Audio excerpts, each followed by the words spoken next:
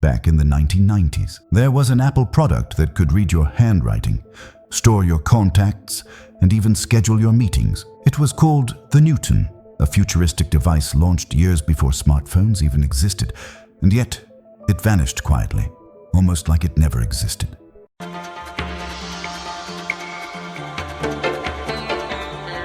Newton's about a lot of things, really. I think the part that excites me the most has to do with helping people keep in touch. The idea behind Newton is that it's an assistant, something that actively helps you as you capture, organize, and communicate your ideas and information.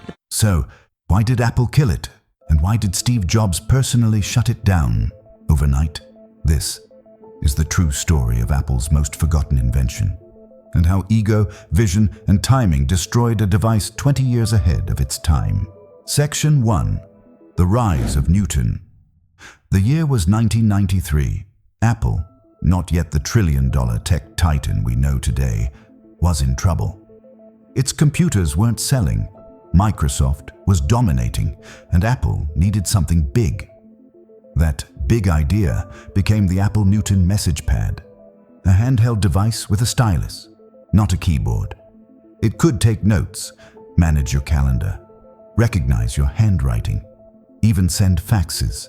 Yes, faxes. The Newton wasn't just a gadget. It was a revolution. The world's first PDA, personal digital assistant. It ran on Apple's own software, had a sleek pen, and looked like it came straight from a science fiction movie.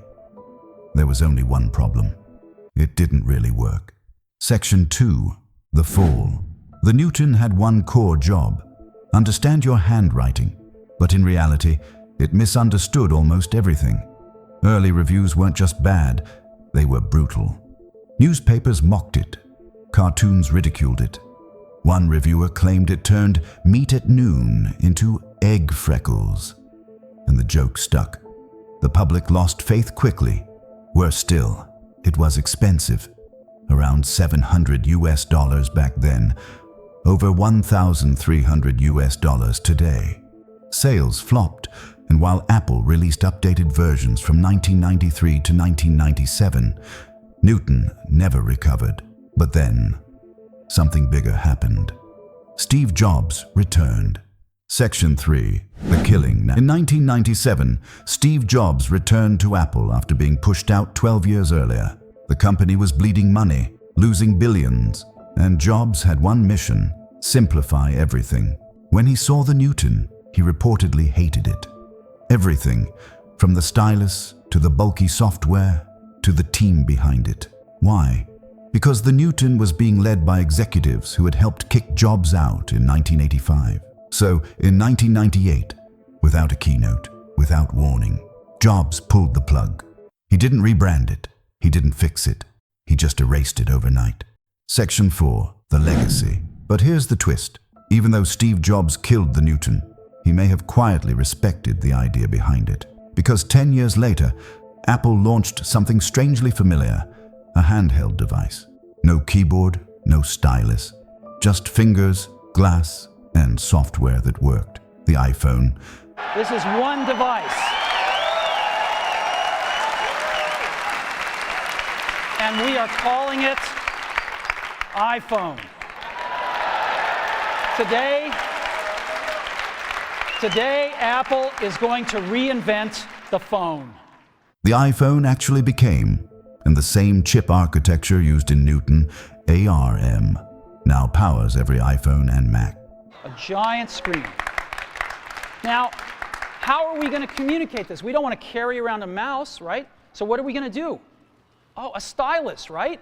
We're going to use a stylus. No. No. Who wants a stylus? You have to get them and put them away and you lose them. Yuck.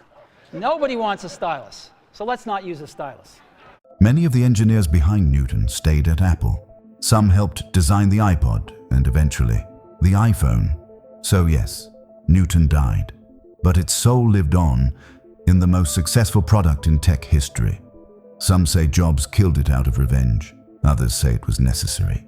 Either way, Apple's most futuristic product disappeared overnight. Technology doesn't always fail because of bad design. Sometimes It fails because the world isn't ready, or because the wrong person is in power. This was the story of Newton, a device ahead of its time, and a vision that would silently shape the future of Apple.